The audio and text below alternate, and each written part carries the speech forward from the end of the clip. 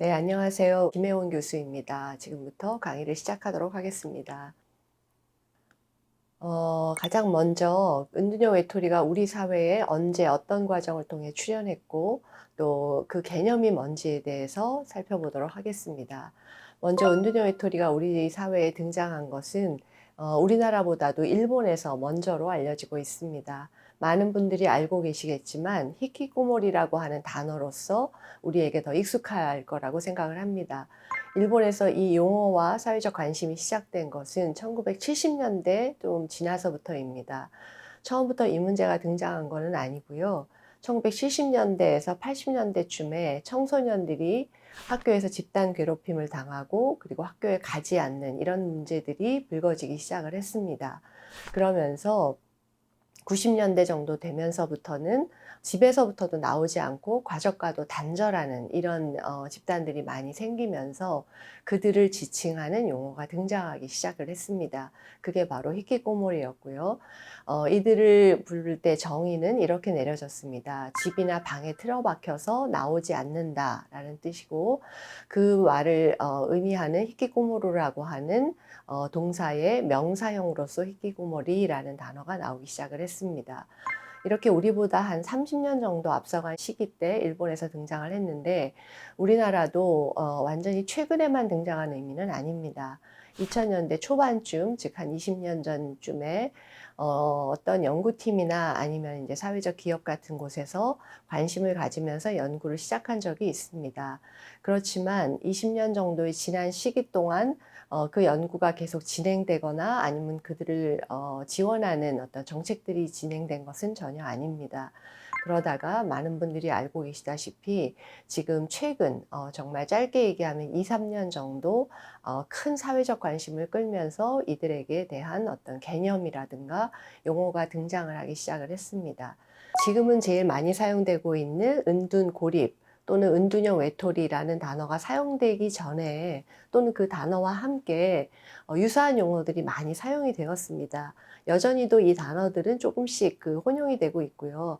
조금 정리를 해보면 아까 말씀드린 대로 일본에서 이런 행동을 하는 청소년들의 모습을 보면서 용어가 필요하다라고 하면서 이제 사이토 다마키라고 하는 학자가 사용한 단어는 가장 먼저 제시된 단어죠. 히키코모리입니다. 이 단어는 지금 그대로 국제적으로 사용이 되고 있고 그 스펠링도 그대로 일본어인 히키코모리가 그대로 사용이 되고 있습니다. 그래서 우리나라에서도 아마 조금 연령층이 있으신 분이나 은둔형 외톨이에 대해서 접하지 않으신 분들은 여전히 히키코모리라는 단어를 많이 사용하십니다. 그리고 검색을 해보거나 영상을 검색하실 때도 히키코모리라는 단어는 지금도 우리나라에서 그대로 많이 사용이 되고 있습니다. 또 하나는 사회적 외톨이 라는 단어도 사용이 좀 되었습니다. 이거는 윤일규 의원이 법을 발의하면서 법적인 이름으로 은둔형 외톨이는 너무나 부정적이다라고 해서 외톨이라는 단어는 의미가 괜찮지만 사회적이라는 단어로 사회로부터 외톨이가 되었다 또는 우리가 외톨이를 시켰다라는 의미로 법을 발의한 적이 있습니다. 이 법이 통과되지는 않았지만요. 사회적 외톨이라는 단어를 사용한 적이 있고요. 지금 이게 조금씩 섞이면서는 사회적 고립이라는 단어와도 지금 같이 사용이 좀 되고 있습니다. 그리고 학교 밖 청소년이나 등교 거부자와 혼용이 되는 경우들도 있습니다. 이건 다 아시겠죠. 학교를 벗어났다 또는 학교를 가지 않는다가 다 은둔고립은 아니기 때문에 이 단어는 많이 같이 사용되고 있지만 유사 용어다라고 볼 수는 없습니다. 또 하나 마지막으로는 제가 이제 운영하고 있는 파인 아다운 청년들에서는 초반이기는 하지만 이들이 학교를 다니지 않고 사회로부터도 벗어났다라고 해서 학교 밖, 사회 밖 청년이라고 부르고 있습니다. 용어들보다도 이들을 그러면 어떠한 행동을 하는 사람들인가라는 다양한 정의들이 내려졌죠. 가장 일본에서 먼저 이 용어를 만들었다라고 하는 사이토 다마키 같은 경우는 이 한 세 가지 정도의 그 요건이 맞으면 히키코모리다라고 불렀습니다. 먼저는 사회 참여를 전혀 하지 않는다. 그리고 그 기간이 길다. 대체로 일본에서 6개월 정도를 받습니다. 그리고 그 원인이 정신장애가 아니다. 사용되는 그들이 사용하는 공간이 주로 집에만 머무른다. 이런 것들을 정의의 기준으로 삼았습니다. 여기에서의 사회 참여는 취학이나 아니면 취업을 하지 않고 가족과만 친밀한 관계를 갖거나 어떤 경우는 극단적인 경우는 가족과도 관계를 거의 맺지 않는 상태를 의미했습니다. 우리나라에서 2000년대 초반에 이루어진 연구에서도 개념이나 정의는 비슷했고요. 친구가 거의 없거나 사회 참여를 하지 않고 그리고 가족 이외의 사람들과는 거의 관계를 맺지 않는데 그 기간이 우려될 만큼 길어진다. 그래서 우리나라에서는 3개월 이상 정도일 때 어떤 사회적 초점이 좀 맞춰줘야 된다라고 하는 것들이 제기가 됐습니다. 그 외에도 그 최근으로 좀 오면은요, 그 사회 정책 이런 부분들을 만들어내는 기관들에서 유사한 정의들을 내렸습니다. 최소한의 사회적 접촉이 없는 것이 3개월 이상 진행이 되고, 그 다음에 진학이나 취업 등의 사회적 참여 활동을 거의 하지 않고, 그리고 자신의 은둔 상태에 대해서 불안감이나 초조함을 느끼는 청소년, 그리고 그 원인이 신체적인 원인이나 정신 지적인 문제라든가 이런 부분들이 없는 경우들이라고 김기현 선생님 같은 경우는 정의를 내렸습니다. 유사한 경우인데요. 지금 아시는 분은 많이 아시겠지만 지자체들에서 관련된 조례들을 많이 만들어내고 있습니다. 그래서 서울시 또는 광주 또한 부산 이런 부분에서 지자체에서의 조례가 만들어지고 있는데 그 조례들에서의 정의들도 유사한 내용들을 담고 있습니다. 즉 한정된 공간에 머무른다. 그리고 일정 기간 이상 사회생활을 하지 않는다. 그리고 그들이 맺는 교류가 대인관계가 아닌 어떠한 소통이나 이런 것들을 거의 하지 않는다라는 부분들을 거의 공통적으로 말을 하고 있습니다. 그런데 조금 유의할 부분은 좀 우리가 신기하게 보이는 부분은 서울시나 광주나 부산 모두 정상적인 사회생활이 곤란하다라는 단어를 사용하고 있습니다. 그래서 이 부분에 대해서는 이견들이 조금 있는데 과연 정상적인 사회생활이 무엇인가에 대해서는 각각 해석이 조금 다르지만 조례들에서는 이 단어들이 좀 사용된 경우들이 자주 있습니다.